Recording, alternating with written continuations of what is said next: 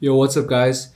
Today I'm reacting to this documentary made by NTD called Unbroken, the Untold Story of Shen Yun. Let's jump in.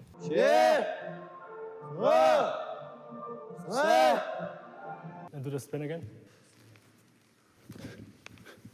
往里手慢一点，慢一点，往里集中。 That's pretty good. Like bring it in more. Yeah, that was okay. I never imagined myself dancing before. Before I started dancing, I played baseball for 6-7 years roughly. Stay alive. For the past 5 years, I've toured the world with my brother by my side. Oh my gosh! Oh, he's got it. No, he does not. There we go. Right now, I'm enrolled at Fiona Academy of the Arts. There's green hills that roll up to these wooden temples that I've never seen anything like before.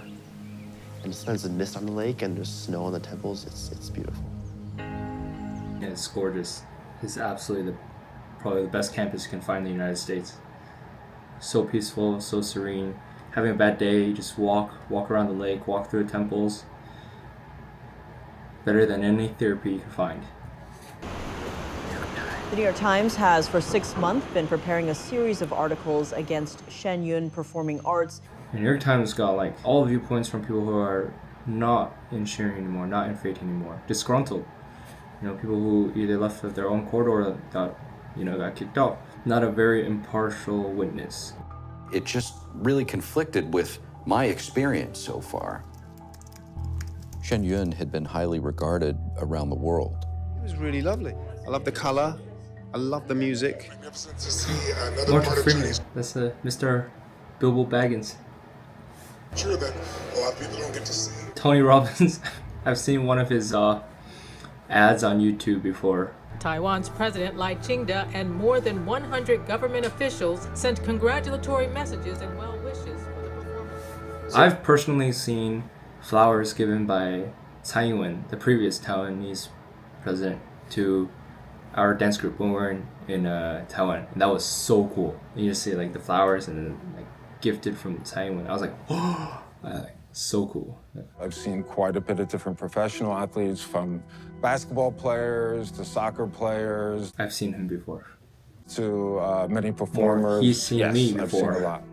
It's really convenient for us to see him. We give our company manager a notice, and then she arranges it straight up. No cost on us either. Have you heard from the New York Times yet? No. In fact, when it came out, I was like waiting for them to call me and say, hey, okay, probably any day they're going to reach out to me, get my take on it, but nothing. How are you going to write an article trying to do an expose or investigation when you're not even talking with any of the health care professionals that are treating the performers, right? It didn't make any sense to me. The reason it doesn't make sense is because it was we call it a hit piece. Let's just call it bluntly a hit piece. They had their end goal in mind. They were not worried about getting at the full truth. They had their narrative, and they just cherry-picked the evidence that fit their narrative and then published the story. So any evidence, any witness, any truth that goes against their narrative is going to be ignored. They're not going to bother to listen to you. Why didn't any of that make it into the New York Times coverage? That's unethical journalism. I reached out to Shen Yun. We have lots of proof of medical treatments. After the New York Times articles came out, we have performers who gave us these records. So these are all pretty much all different dancers. I gave them my records too. Dancers here. Yes, they voluntarily gave us these records. Here, show them. I'm not angry at them. I'm not angry at anyone. I'm just like, what can I do to tell people our side? You feel this responsibility to uphold what's been so dear to you, to really show the audience the authentic side. It kind of added the fuel to my inner drive. That's true. All of these, ever since the New York Times things came out, for me personally, it really made my inner drive, determination, motivation so much more stronger, because I was like, okay, this is much bigger than just myself, than just like my own small world. This is big. This is impactful. Right before the show, we saw some folks handing out leaflets, and they had Chinese characters, billboard around them, so we stopped to take a look.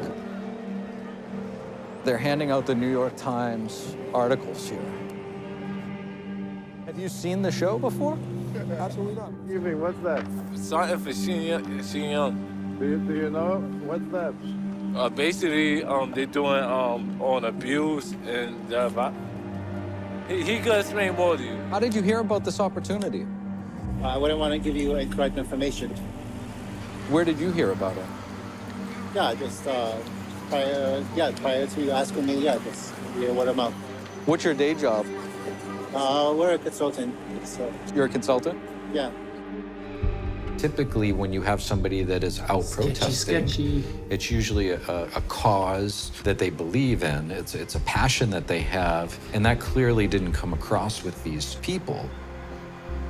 You had one Chinese gentleman who was acting in a very... I swear, these people paid, man. They understand that the major threat to their regime is not economic.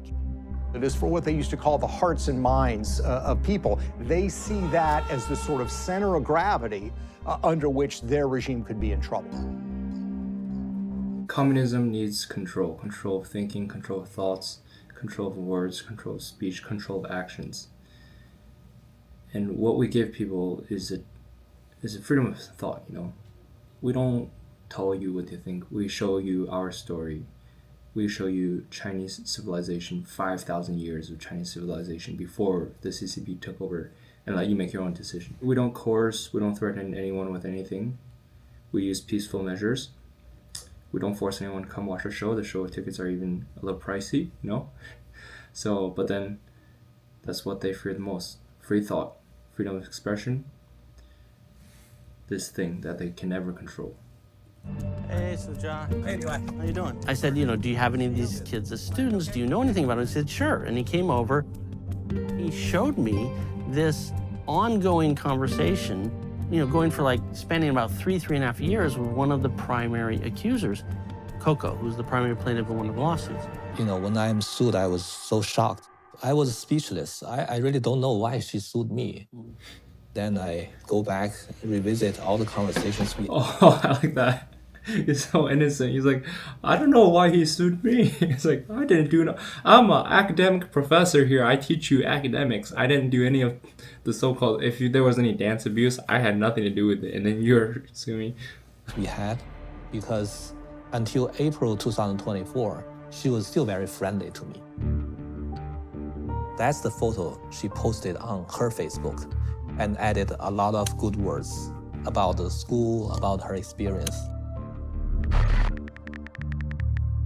And then she invited me to Taiwan to attend her wedding ceremony. She was contacting Shen Yun saying that she wanted to come to see the company manager and other members. I don't know, what's the intention? Looking for someone to talk to or reach out? I don't know. That's sad, and that's very sad. 4 months away, grinding shows day by day by day by day. But not just relief, it's almost like we did it. We pulled through, we pushed through, we did what we had to do, and it was worth it. We take a lot of photos, in different costumes. Produces very good memories for all of us. It's an amazing feeling. I can't really describe it. Last show is always the best show. Amazing, always amazing. If I had the opportunity to speak to any of these performers, I'd say that they're very brave for doing this. Continue doing what they're doing. There's darkness everywhere, and in that mass amount of darkness, there's always going to be a light, a small light, a mustard seed of light that will always come out in the darkness.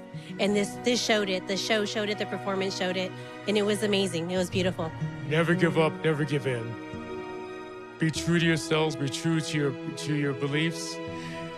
And if you hold true to those beliefs, then no force in the world can stand against you. That guy said, I cannot put any better. So true, so touching. This is amazing.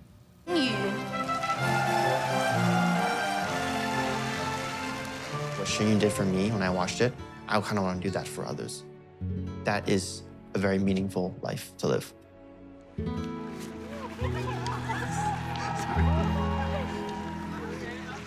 Oh, that's me. That's me right there. All right, Henry, we're following you. This was last year. Congratulations, everyone. Your hat toss was epic. I hit a girl behind me. Most people go to a Shen show and they're like, wow, that was amazing, that was hopeful, that was inspiring. I just finished that documentary and I think it was actually really good. Overall, I think the documentary is very, very true. I was pretty surprised at how real it felt because we experienced the exact same things. I guess my final takeaway from this documentary is that if the CCP can do this to us, to Shen Yun in America, if they can do it to us, they can do it to you. They can do it to anybody, any organization in the United States. And I think an attack on the people of faith is fundamentally an attack on what America stands for. If you look at just the start of America, why did the Pilgrims come to what we now know as the United States? Just to escape religious persecution. And the fundamental difference between America and other countries is like the rights of man, the life, liberty, and pursuit of happiness. And the Declaration of Independence, it states very strictly that our rights do not come from the government, they come from the Creator. So America is fundamentally a country of faith. And so I believe an attack on a faith-based group like Shen Yun is fundamentally an attack on everything that America stands for. You know, people always talk about like you know how in World War II, during Nazi Germany, like how bad the Nazis were, how they treated the Jews, and then the propaganda they had, the Gestapo, the secret police, you know, all the subversion, the denigration, you know, the libel. And then people are like, if I lived in that time period, if I lived in Nazi Germany, I would definitely stand up for the Jews. I would do something for them. Personally, as a dancer of Shen Yun and as a Falun Dafa practitioner, I feel that this is the time period where history is repeating itself. You know, right now it's not Nazi Germany. It might be the CCP, you know. But the amount of the propaganda going against us, this international repression, this huge misinformation campaign directed directly by the higher ups in the CCP is not much different from what the Nazis did to the Jews in World War II. Yeah, with all due respect. Yeah. So honestly, it was. I think this is a very great documentary. You know, I'm not telling any of you guys to believe in completely what I say, what the documentary says. I can personally say that the documentary is very, very true to our lives. It's very truthful. You can hear our side, you can hear their side, and then make your own decisions, you know. Once again, great documentary. Thank you to NTD for making it, and seeing that wonderful Jesse and Lucas, such great dancers, so handsome, you know. That was kind of random, but yeah. Peace out.